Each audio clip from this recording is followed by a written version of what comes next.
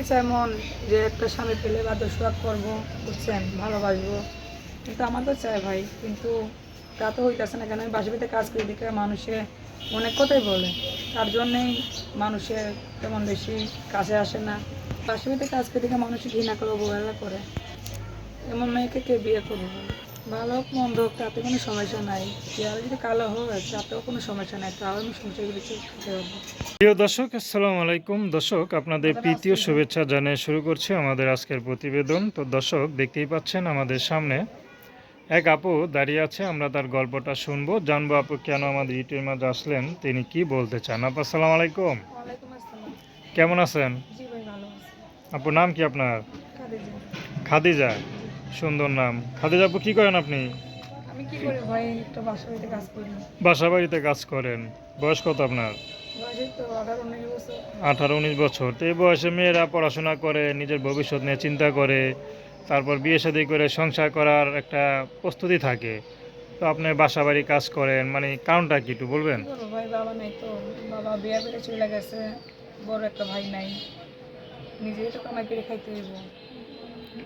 মা নাই? হ্যাঁ, মা আছে। মা কিছু করে না? মাকেও কাজ করে খাওয়াই তো বাসা বাড়িতে, এখন মাটা অসুস্থ, এখন নিজেই কাজ করে খাওয়াই। আচ্ছা, ভাই আছে নাকি? হ্যাঁ ভাই, একটা আছে, ছোট, 7 বছর ভাই। কি করে?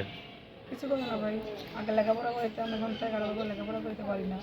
আচ্ছা, তো ইউটিউবে দাঁড়ালেন মানে কি মনে করে? কি মনে করে, ভালো একটা যদি মনের মতন মানুষ পাইতাম, গরিব হোক আর ধনী হোক তাতে কোনো আপত্তি নাই। ভালো একটা মনের মানুষ যদি পাইতাম, তারে সারা জীবন জীবন সঙ্গেই রাখতাম।